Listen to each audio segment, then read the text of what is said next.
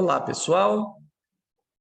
Estou aqui com a disciplina de Corpo, Movimento e Psicomotricidade e nós vamos fazer uma revisão do que vimos até agora, como a prova estará disponível para vocês neste sábado e domingo. Então, sábado, a partir da meia-noite de sábado, meia-noite e 1, ou seja, de sexta para sábado, a partir da meia-noite e 1, a prova está disponível para vocês. E ficará disponível até domingo, 23 horas e 59 minutos. Primeiro, alguns esclarecimentos sobre a prova. São 8 questões. Elas vão aparecer individualmente, não aparece a prova toda. Vai aparecer questão por questão para vocês. E eu vou mostrar aqui o que vocês têm que fazer nessa prova, porque aparece uma questão, você responde, observa se ela foi salva e depois você precisa clicar num lugarzinho ali para ir para a segunda questão. Então, vocês terão apenas uma tentativa, como é uma prova comum, né? Você não tem 3 tentativas numa prova. Professora, pode dar outra folha, que essa aqui acho que eu não fui bem. Não tem, é uma tentativa, tá? Quando você responder a questão, você não volta mais. A hora que você deu o ok, que foi para a próxima, você não consegue voltar para aquela lá. Então, você tem todo o tempo do mundo para pensar, enfim, decidir naquela questão. Eu vou mostrar aqui como que ela acontece, tá? Ela ainda não está aparecendo para vocês e eu vou mostrar agora, então, como que vocês vão fazer. Olha aqui. O primeiro item da pasta conteúdo, então clica na pasta conteúdo e vai abrir aqui a avaliação parcial. Opa!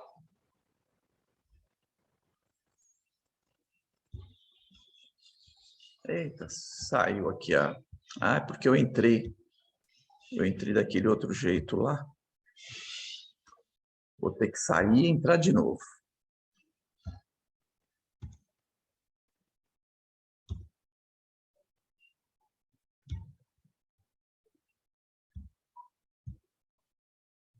Eita!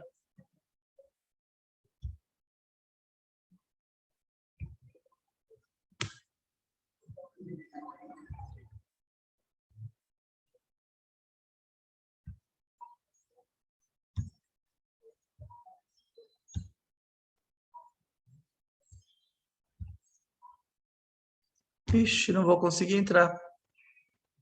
Tá vendo? Que não é só com vocês que acontece isso.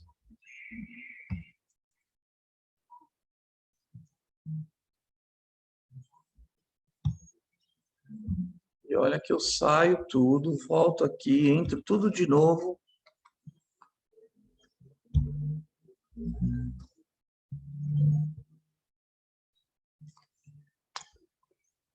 Ai,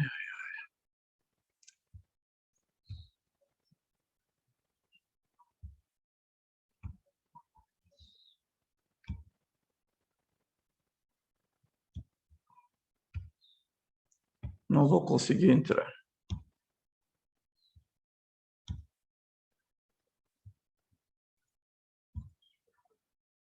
Entramos.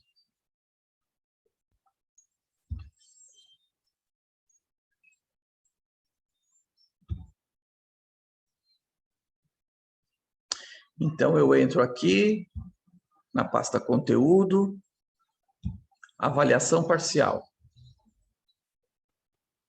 Aí eu clico aqui em iniciar.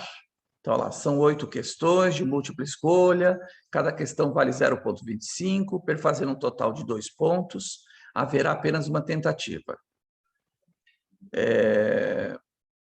Então, é uma tentativa só. Então, vamos lá. Aqui está a primeira questão, certo? Acho que é a B. Ó, cliquei, o sistema, ele vai salvar. Ele pode demorar, mas ele salva, tá? Mas eu posso clicar aqui. Você vê que ele já estava salvando. Salvou? Olha aqui onde eu vou clicar, ó. Tá vendo? Ó, perguntas de 1 a 8, ó. Eu vou clicar aqui no sinalzinho de maior e ele vai para a segunda questão. Certo? Então, é assim que ele faz. Tá? Viram? Simples, né? Viram até mais do que devia, né? Não era para ver tudo isso que vocês ficaram olhando, não. Muito bem. Então, deixa eu agora então abrir os slides anteriores. Então, a gente vai fazer aqui aquelas duas outras unidades, tá? Então, lembrando que essa terceira unidade que a gente está fazendo agora, que é sobre esse olhar valoniano sobre a educação psicomotora, não vai cair. Esse só vai cair na próxima, na regimental. Nessa aqui vai cair só aquelas primeiras duas unidades, tá? Que tem como base aqueles dois textos. Aquele texto primeiro. Então, vamos lá, deixa eu mostrar esses textos aqui. Sim, sai correndo daí. Que é esse texto primeiro, Corpo e Movimento no Processo de Humanização, e esse texto, Uma Nova Ética para uma Nova Pedagogia dos Corpos Precarizados. Tá? Então, os slides estão aqui, e é importante que vocês também estudem pelos slides, né? Porque eles vão ajudar, pelo menos, a lembrar de alguma coisa, né? Então, muito bem. Deixa eu ver se eu abro, se ele abre por aqui. Ah, pronto, assim eu mostro por aqui. Então, vamos lá. Então, corpo, movimento e psicomotricidade. Então, vamos lá. Primeira coisa. Então, a gente estudou aqui o desenvolvimento filogenético e ontogenético. Então, o desenvolvimento filogenético, vamos lembrar aqui que nós somos animais, né? É a transformação, é a nossa capacidade de produzir mudanças na natureza para nos adequar é que vai criar esse homem cultural, o homem social. Então, o homem natural, assim como qualquer animal, é marcado apenas pelo desenvolvimento filogenético. Então, filogenético é o desenvolvimento orgânico do indivíduo, aquela herança biológica que ele recebeu. Já o desenvolvimento ontogenético são características ligadas ao desenvolvimento cultural e social. Então, a gente vai descobrindo potencialidades, por exemplo, como andar de skate. Não há nenhuma chance desse homem animal aqui andar de skate. Não há nenhuma chance de nenhum animal, nem o homem animal, andar de skate. Então, andar de skate desenvolveu certas habilidades. Foi a partir de certas habilidades humanas desenvolvidas que permitiu que alguém pudesse voar de skate, né? Não é nem andar de skate, é fazer aquelas maluquices de skate que a gente tem visto. Então, o desenvolvimento ontogenético é tudo aquilo que se dá a partir da cultura ou da sociedade, né? Então, que mudanças essa passagem traz para o corpo e para o movimento? Então, o corpo é a primeira ferramenta na transformação do homem animal ao homem social. Por quê? Como que se dá essa passagem aqui? Essa passagem se dá por aquilo que ficou conhecido como trabalho. Então, o trabalho é a capacidade humana de transformar a natureza para satisfazer suas necessidades. E isso é um marco importante, porque nenhum outro animal consegue produzir o trabalho da forma que o ser humano produz. Porque o animal trabalha, a formiga trabalha, a abelha trabalha no sentido de produzir coisas, né? Então, a abelha, o cupim, o castor produzem trabalho. Só que esse trabalho que eles produzem não está na consciência deles. Esse trabalho produzido está no instinto. Tanto é que todo cupim que você encontrar por aí é igual. Toda colmeia é igual, né? Você não vai achar uma colmeia Morumbi e uma colmeia CDHU, né? Toda colmeia é igual. Então, o que nos diferencia é que o ser humano é capaz de transformar a natureza a partir de uma concepção cognitiva. Então, antes de ele fazer uma coisa, ele concebe essa coisa na sua consciência. É o tal do projeto, é o tal da prévia ideação, que a gente viu e vai ver de novo lá na praxis. Então, o ser humano tem uma coisa que se chama teleologia. Teleologia é intenção, intencionalidade, finalidade. Então, eu tenho uma finalidade. Eu vou juntar aquelas madeiras, vou fazer isso, vou fazer aquilo, e vou levantar e vou cobrir com qualquer coisa aqui, pronto, eu vou criar a minha própria caverna. Então, o ser humano, por meio do trabalho, então, que é a relação do ser humano com a natureza. Então, o ser humano, eu dei aquele exemplo durante a aula, que o chimpanzé, por exemplo, ele usa a ferramenta. Quando ele vê lá um cupim, por exemplo, ele sai atrás de um galho de árvore, quebra, e ele fica enfiando esse galho dentro do cupim e puxando. Conforme ele puxa, ele vai comendo os cupins. E ele faz isso até ele ficar satisfeito ou não sair mais cupim ali na vara. Então, ele pegou aquela ideia de um galho, ele vislumbrou o galho como uma ferramenta. E aí, o que ele faz com essa ferramenta depois que ele está satisfeito? Ele joga fora. Quando ele tiver fome, encontrar um outro cupim, o que ele vai fazer? Procurar um outro galho que sirva para aquilo. E o que o ser humano faz? O ser humano também começa por uma adaptação. Ele também começa por enxergar que aquele galho pode ser útil para alguma coisa. Mas aí o que o ser humano faz? Aperfeiçoa aquela ferramenta. Ele começa a trabalhar com aquela ferramenta. Ele não se desfaz da ferramenta. Agora, é evidente que para ele não se desfazer da ferramenta, é preciso que algumas coisas já tenham acontecido na sua vida. Como, por exemplo, deixar de ser nômade. Viver numa aldeia com um grupo de pessoas que está razoavelmente estabelecido num determinado território. Porque senão, se ele é nômade, ele vai ficar carregando as ferramentas. Algumas é possível. A lança, ele carrega porque é inclusive importante na sua própria defesa, né? Então, o corpo é a primeira ferramenta do ser humano. E, especialmente, as mãos.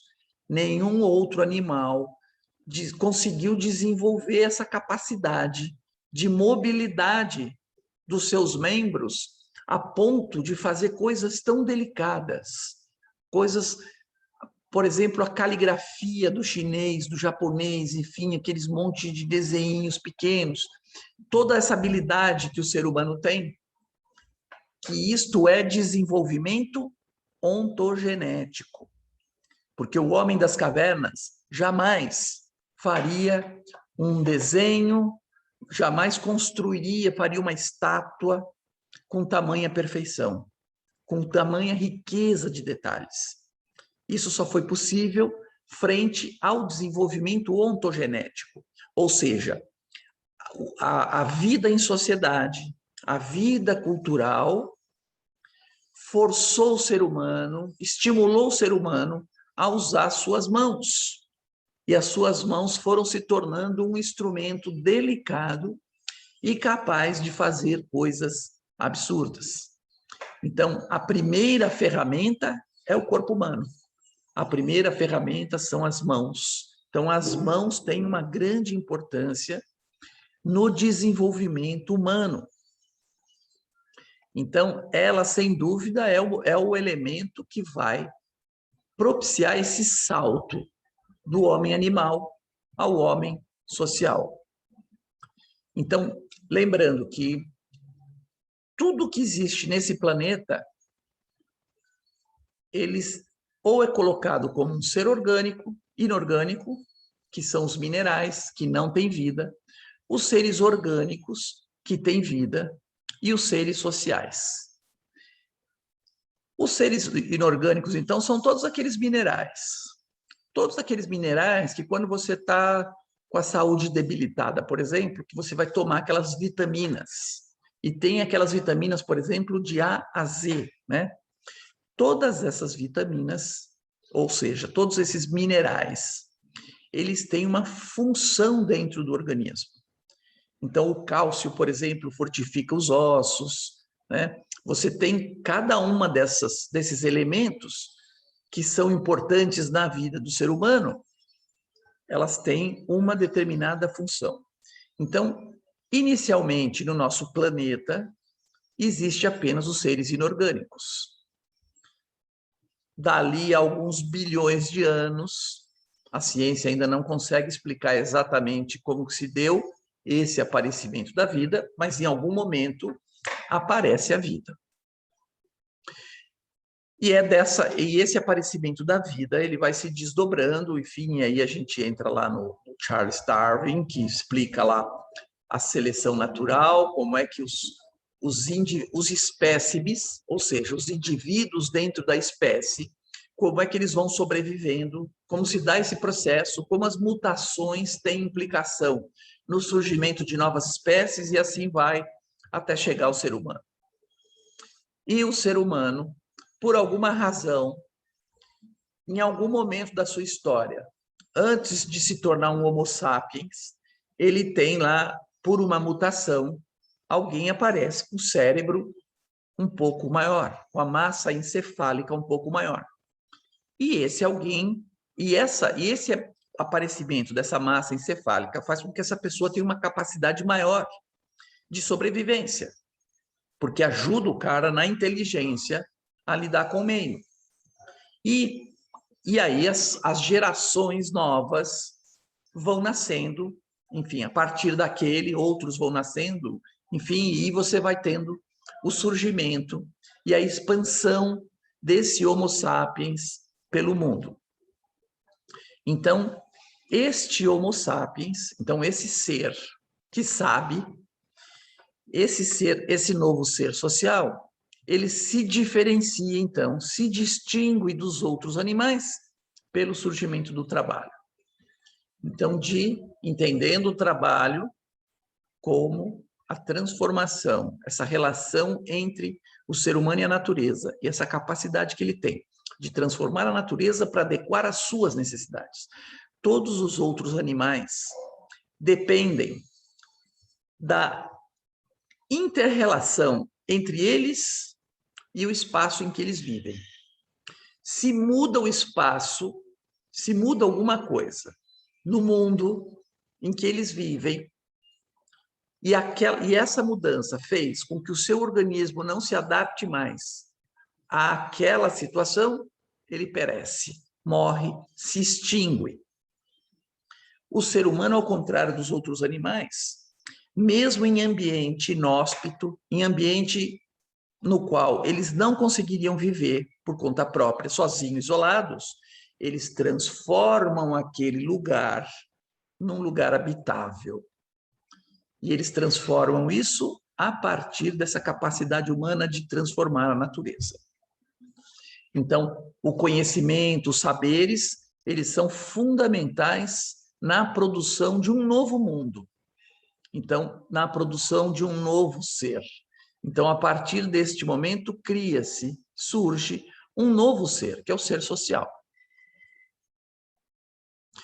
Então, foi a partir da capacidade humana de perceber que a natureza poderia ser utilizada para suprir suas carências, que o ser humano, ao contrário de todos os outros animais, passou, partindo de um projeto antecipadamente na sua consciência, a transformar a natureza para satisfazer determinadas necessidades, criando, ao mesmo tempo, novas possibilidades de desenvolvimento ao próprio ser humano. Então, aquilo que eu disse em aula, cada coisa que eu invento, cada coisa que eu crio, ela produz mudanças no ambiente. E outras pessoas vão aproveitando e criando coisas em cima daquilo que eu criei. Portanto, uma invenção que alguém tenha feito, essa invenção ela vai ter um impacto um efeito sobre a aldeia, e as pessoas todas vão sofrer esse impacto na aldeia e vão poder inventar a partir deste novo patamar. Porque quando um cara, lá numa determinada aldeia, descobriu que era possível fazer uma vasilha de barro, e que naquela vasilha, portanto, eles podiam acondicionar comida ou água, acabou aquela necessidade de toda vez que eu estou com sede, eu tenho que achar um rio, eu tenho que achar um lugar, né? Porque agora a gente consegue acondicionar. Isso muda. Então, isso não vale apenas para o indivíduo, vale para a sua aldeia, para o seu grupo social. E aí, daquela invenção, outros inventam outras coisas, né? O exemplo sempre que eu dou do smartphone. O Steve Jobs, que não está mais aqui entre nós, ele inventou o smart. Mas ele não tem ideia, ele não tinha ideia de onde podia chegar isso. Porque os caras começam a inventar aplicativos. E olha quantas coisas, e olha como a nossa vida hoje ela é totalmente guiada pelos smartphones, né? Tudo que você faz hoje, quase nada escapa, porque as empresas estão adotando aplicativos especiais, né? Então, eu fui fazer a transferência no Detran esses dias aí, cara, tudo você faz ali é no aplicativo, tal. Só precisei ir lá porque tinha que levar documento assinado, só por isso. Então, tudo tá sendo facilitado em função de uma invenção que o cara não imaginou onde pudesse chegar, porque era inimaginável. Porque quando ele inventou esse troço, isso aqui ele produziu um impacto na sociedade, no mundo inteiro. E a partir disso, em todos os lugares do mundo, começaram a inventar coisas a partir disso aqui. Então, cada invenção humana, cada criação humana, ela tem um impacto sobre todo mundo. E as coisas vão pipocando e o mundo vai se transformando cada vez mais. Então, vai se criando certas necessidades, né? Então, imagina que você tem um aplicativo que diz que horas que vai passar o teu ônibus. Isso já existe. Que horas que vai passar o teu ônibus no teu bairro, no teu ponto, né? Enfim. Então, é uma série de coisas hoje que facilitam, mas tudo isso é tudo transformação da natureza. Então, os tipos de seres a gente já viu, né? Então, os seres inorgânicos, e esses seres orgânicos é ali que está a filogênese. Então, que é o desenvolvimento biológico, genético do ser humano. E a ontogênese é aquilo que vai produzir aquilo que a sociedade quer. Então, o desenvolvimento de coisas corporais, por exemplo, específica do ser humano. Então, são características. Vocês já ouviram falar, por exemplo, tem povos que falam mais com as mãos, né? Que falam muito com as mãos. Eu, por exemplo, falo muito com as mãos, porque as mãos são expressivas, né? Porque eu estou falando aqui, ó, eu. Então, eu falo muito com as mãos, né? Eu falo muito com as mãos, né? Então, a gente fala ao mesmo tempo, porque quando a gente fala, evidentemente, a gente não fala apenas com a boca, né? Você fala com os músculos faciais, você fala com o seu corpo, você fala com as mãos, né? Então, essas mudanças corporais a partir da ontogênese. Então, os seres inorgânicos são aqueles que pertencem ao reino mineral, faz parte desse grupo, tudo aquilo que não tem vida, como a pedra, a montanha, a terra, o ferro. Esses seres não se reproduzem, apenas transformam-se continuamente em um outro ser. Isto aqui é muito importante, porque esta afirmação aqui, este conhecimento, é a base dos movimentos sociais que lutam pelo meio ambiente. Então, por exemplo, esses processos de reutilização material, né, de reciclagem, ele está ligado a isso aqui. A Terra, o planeta, ele tem uma capacidade limitada, potencial, desses seres inorgânicos, dessas substâncias. Então, o alumínio, o zinco, isso não é infinito. O petróleo, uma hora vai acabar. Então, o ser humano ele já está se movimentando, porque ele sabe que vai acabar, e ele precisa ir para um sistema energético que seja renovável, que nunca acabe, né? Então, por exemplo, o álcool é um pouquinho melhor, mas o álcool também está num sistema que pode chegar ao fim, porque pode haver um esgotamento da terra, pode haver um esgotamento das capacidades de enriquecimento da agricultura da terra, né? Porque a terra não é um elemento infindável. Não, ela também vai se desgastando. Por isso que os grandes produtores, eles utilizam sempre esses elementos para enriquecer o solo, né? Então, por isso que muitas vezes a coisa das queimadas, de você fazer alternância de alimento que é produzido, isso tudo também tem uma ligação para você dar um descanso para a terra. Então, isso são conhecimentos que o homem desenvolveu, que o ser humano desenvolveu, e que permite uma extensão do uso da terra. Mas vai chegar uma hora, né? Então, por exemplo, os smartphones, os computadores, eles são cheios de elementos minerais riquíssimos, cara, que eles estão sendo jogados no lixo. Então, tem gente aí, eu já vi reportagem de venda de lixo de material de informática sendo exportado.